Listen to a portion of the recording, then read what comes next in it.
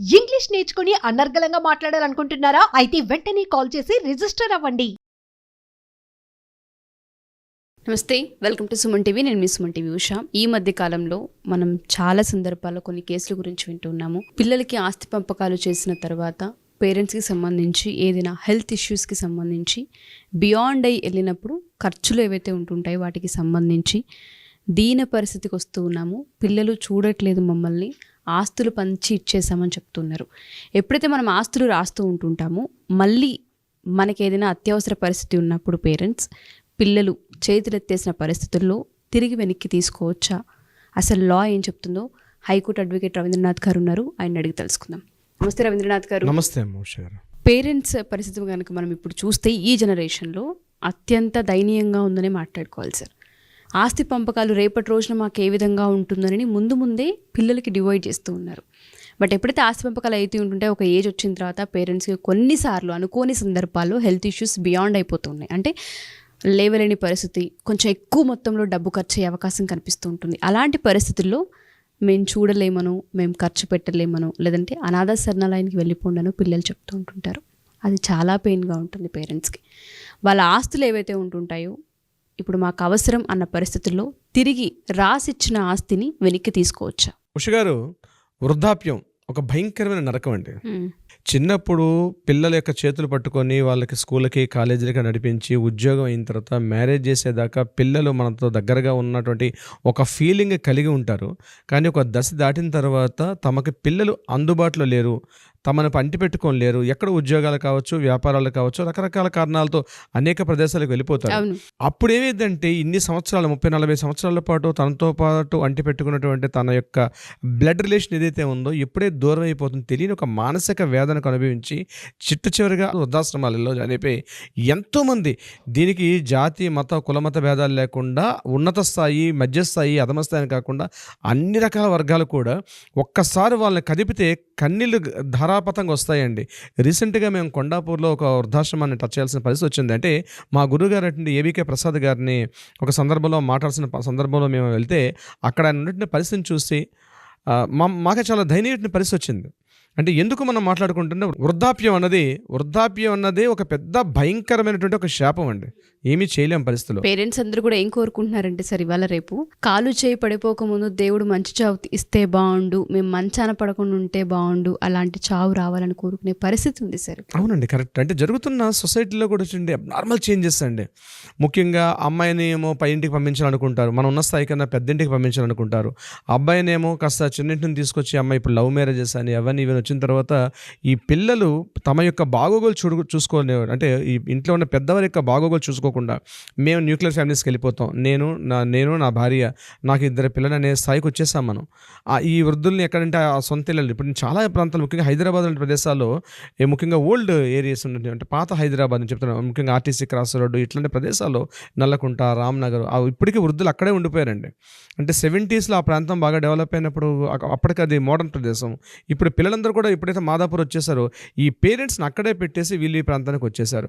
వాళ్ళ health issues కానీ, లేకపోతే వాళ్ళకి ఫైనాన్షియల్ ఇష్యూస్ కానీ, సోషల్ ఇష్యూస్ కానీ, వాళ్ళందరూ ఒకప్పుడు ఒక సొసైటీలో ఉండేవారు, వాళ్ళందరూ వెళ్ళిపోయారు. ఇంకా పిల్లలు ఫారినర్కి వెళ్ళిపోయారు, అంటే విదేశాలకి చదువుల నిమిత్తం జాబ్స్ కానీ లేకపోతే ఉద్యోగాల రీత్యా వాటి బయటకు వెళ్ళిపోతున్నారు. ఇటువంటి సందర్భాల్లో కూడా వృద్ధులు అనుకోని పరిస్థితుల్లోని అసలు ఒక తెలియనట్టు ఒక మానసిక వ్యాధి, ఒక మానసిక దౌర్బల్యం అనుభవిస్తున్నారు. ఉష గారు, దీనికి సంబంధించి రీసెంట్గా నాకు జరిగిన ఒక కేసు కూడా మీకు చెప్తాను. రీసెంట్గా పిల్లలతో పాటు, అంటే ఇతను ఏం చేశాడంటే ఇద్దరు హస్బెండ్ వైఫ్, పిల్లలు సెటిల్ అయిపోయారు యూఎస్ఏలో. ఈ అమ్మాయి రీసెంట్గా డెలివరీ అయింది. ఈ మదర్ని తీసుకెళ్లారు, అంటే ఏదైనా ఆ చిన్న బేబీ చూసుకునే ఉద్దేశంతో ఆ మదర్ని తీసుకెళ్లారు.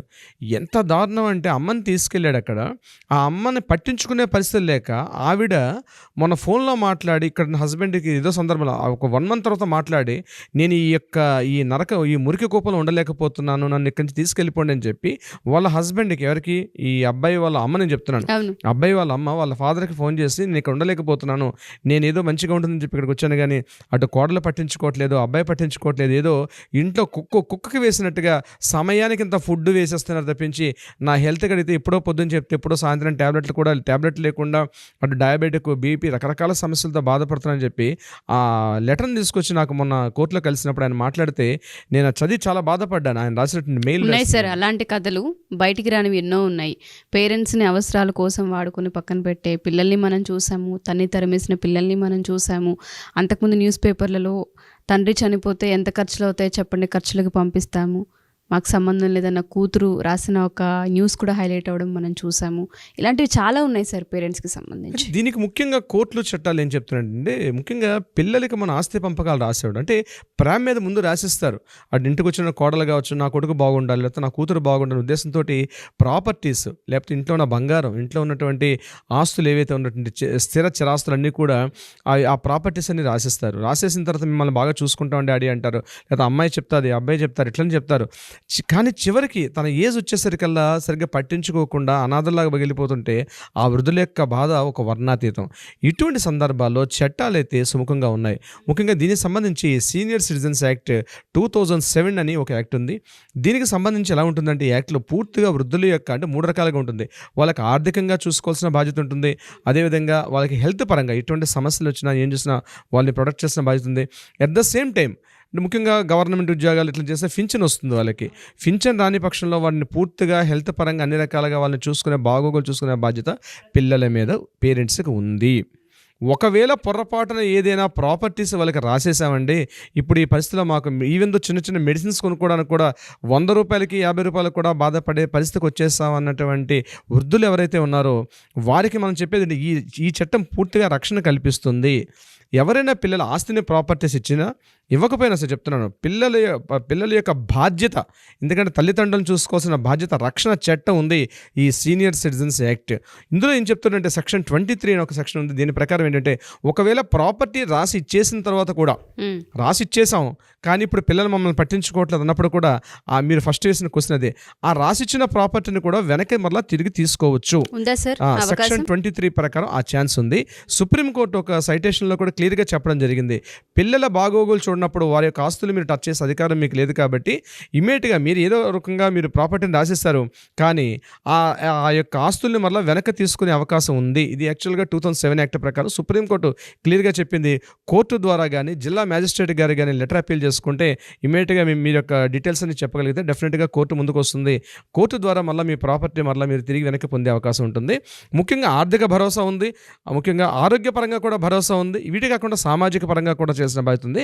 అయితే సమాజంలో ఉన్నటువంటి గవర్నమెంట్స్ కూడా ఒక గైడ్లైన్స్ ఇచ్చింది ఈ act basis, not only for the individual ఒకటే కాదు, స్టేట్ గవర్నమెంట్ కూడా కొంత గైడ్లైన్స్ ఇస్తుంది. ముఖ్యంగా వృద్ధాశ్రమాలు ఏర్పాటు చేయడం, వాళ్ళ ఆరోగ్యం కానీ ముఖ్యంగా వాళ్ళకి అన్ని రకాల ఆ టైంలో వాళ్ళకి కావాల్సిన ఒక మానసిక పరిపక్వత అంటే మెంటల్గా వాళ్ళ బాగోగులు చూడాల్సిన బాధ్యత ప్రభుత్వానికి ఉంటుందని చెప్పి ఒక గైడ్లైన్స్ ఇస్తున్నారు. ఒకవేళ అట్లాంటి లేని పక్షంలో కూడా వాళ్ళకి పింఛన్ ఇవ్వాల్సిన అవసరం, ఇప్పుడు ఆసరా పింఛన్స్ అని తెలంగాణ ప్రభుత్వం అన్ని రాష్ట్ర ప్రభుత్వాలు కూడా అమలు చేస్తుంటాయి. ఈ యాక్ట్ యొక్క రిజల్టే ఈ పింఛన్ సౌకర్యం కూడా ఈ యాక్ట్ని బేస్ చేసుకుని రాష్ట్ర ప్రభుత్వాలు ముందుకు వచ్చేయడం కూడా జరుగుతుందన్నమాట. అయితే ప్రాపర్టీని ఇచ్చేటప్పుడు మనం క్లియర్గా ఒక న్యాయవాదిని అపాయింట్ చేసుకోవడం, ఒక అడ్వకేట్ని అపాయింట్ చేసుకొని ప్రాపర్టీస్ ఏ పారామీటర్లు ఇస్తే బాగుంటుంది, పిల్లలకి అంటే ఒక న్యాయవాది ఏం చేస్తారు, అడ్వకేట్స్ ఏం చేస్తుంటే లీగల్ పారామీటర్స్లో యొక్క డ్రాఫ్ట్ చేసే అవకాశం ఉంటుంది. విల్లు రాసినా సరే అట్లానే ఉంటుంది, అంటే విల్లు కూడా రకరకాలుగా ఉంటుంది. నేను దాన్ని వేరే డిస్కషన్లో మీకు నేను చెప్తాను. సో ఒక ప్రాపర్టీని ఎట్లా మనం డివిజన్ చేయాలి, ఏ రకంగా చేస్తే పిల్లలకి చెందుతుందనే విషయం మీద ఒక క్లియర్ ఒక అడ్వకేట్ని అపాయింట్ చేసుకోవడం వల్ల మీకు కొంత హెల్ప్ఫుల్ అయ్యే అవకాశం ఉంటుంది, కొంత ఉపశమనం కూడా కలిగే అవకాశం ఉంటుంది. మీరు అన్నట్టుగానే ఎవరైతే ఇప్పుడు పంపకాలు చేస్తూ ఉంటుంటారో వాళ్ళందరికీ ఇది ఒక నోట్ అండ్ దాంతోపాటు ముఖ్య గమనిక అని మనం చెప్పొచ్చు. కానీ ఆల్రెడీ చేస్తున్న పేరెంట్స్ ఎవరైతే ఉంటుంటారో ఆస్తులు పనిచేసాము, ఇప్పుడున్న సిచ్యుయేషన్లో చేతులెత్తేసిన పరిస్థితి కనిపిస్తూ ఉంది మాకు, మేము అటు వెళ్ళలేము ఇటు రాలేము అన్న పరిస్థితిగా ఉంది మాది. మీరు అన్నారు ఇందాక 100 రూపాయల ట్యాబ్లెట్స్ 200 రూపాయలు, నిజంగా ఆ పరిస్థితులు కనిపిస్తున్నాయి. ఆ దౌర్భాగ్య స్థితిలో చాలామంది పేరెంట్స్ ఉన్నారు సార్. వాళ్ళకి లీగల్ పరంగా ఏదన్నా అంటే సంప్రదిస్తే మన దాకా వస్తే మనం ఏదైనా యాక్షన్ తీసుకొని వాళ్ళు ఏవైతే ఆస్తులు ఉంటుంటాయో అది డబ్బు రూపకంగానైనా ఇంటి రూపకంగానైనా పొలాల రూపకంగానైనా ప్రాపర్టీస్ రూపకంగానైనా సరే తిరిగి ఇప్పించే అవకాశం కానివ్వండి, వాళ్ళు ఉన్నంత వరకు వాళ్ళకి సేఫ్టీ అండ్ సెక్యూరిటీ ఇచ్చే అవకాశం కానివ్వండి, లీగల్ న్యాయస్థానాలు ఏమన్నా ఉన్నాయా? డెఫినెట్గా దీనికి సంబంధించి కానీ ఇట్లాంటి ప్రాబ్లమ్స్లో కాస్త ఇబ్బందులు పడుతున్నటువంటి ఈ వృద్ధుల్ని, కాస్త పెద్దవారిని ఆ పదం కూడా కరెక్ట్ కాదు. పెద్దవాళ్ళు ఎవరైనా ఉంటే సీనియర్ సిటిజన్స్ ఉంటే వాళ్ళకి డెఫినెట్‌గా మనం న్యాయపరంగా వాళ్ళకి మనం పూర్తిగా సపోర్ట్ చేసే అవకాశం అయితే ఉంటుంది. అయితే ఈ యాక్ట్‌లో ఒక క్లాజ్ ఉంది. 2007 బిఫోర్ కన్నా 2007 అంటే ఈ యాక్ట్ ఇంప్లిమెంట్ అయింది 2007 కాబట్టి 2007 తర్వాత వచ్చేటువంటి ఈ డిస్కషన్స్‌కి ఈ యాక్ట్ చాలా పవర్‌ఫుల్‌గా ఉంటుంది. కానీ అయినప్పటికి కూడా ఎవరైనా సరే అట్లాంటి సమస్యల్లో ఇరుక్కుపోయి పిల్లలు సరిగ్గా బాగోగులు చూడకుండా వాళ్ళ హెల్త్ ఇష్యూస్‌లో గానీ, వాళ్ళ మెంటల్ కండిషన్స్‌లో గానీ సపోర్ట్ చేయకుండా, పూర్తిగా పేరెంట్స్‌ని పట్టించుకోకుండా, పిల్లలు కేర్‌లెస్‌గా పూర్తి ఒక నిర్లక్ష్య ధోరణితోటి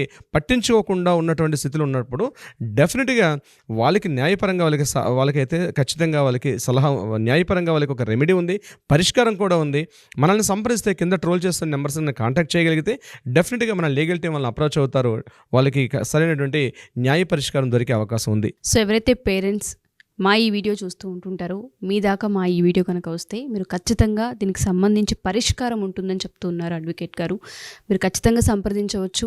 లేదా ఇప్పుడు ఎవరైతే ఆస్తుల పంపకాలు చేయాల్సిన ప్రాసెస్ ఉంటుందో రవీంద్రనాథ్ గారు చాలా క్లియర్గా ఒక పాయింట్ మెన్షన్ చేశారు. ఒక అడ్వకేట్ని కనుక మీరు ఆస్తుల పంపకాలు జరిగేటప్పుడు ఏ పారామీటర్స్ త్రూ చేస్తూ ఉన్నారు, ఏ విధంగా ఉంటుంది అన్న వాటిని లీగల్ పరంగా కూడా మీరు ముందుకు వెళ్తే ఫర్దర్గా కాన్సిక్వెన్సెస్ లేకుండా చూసుకునే అవకాశాలు చాలా ఎక్కువగా ఉన్నాయి. జనరేషన్ మారింది, చాలా అప్డేట్ అయ్యాము. బట్ పేరెంట్స్ విషయానికి వచ్చేసరికి చాలా విషయాలలో ఫెయిల్ అవుతూ ఉన్నాము యాజ్ ఏ పిల్లలుగా అని చెప్పొచ్చు.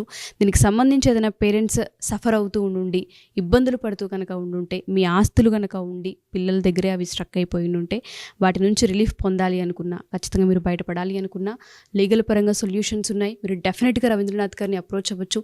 కింద స్క్రోల్ అవుతున్న కాంటాక్ట్ నెంబర్ని కాంటాక్ట్ చేస్తే రవీంద్రనాథ్ గారి టీం మీకు పూర్తి వివరాలు అందిస్తారు. Thank you sir, thank you so much. Thank you so much మోష గారు.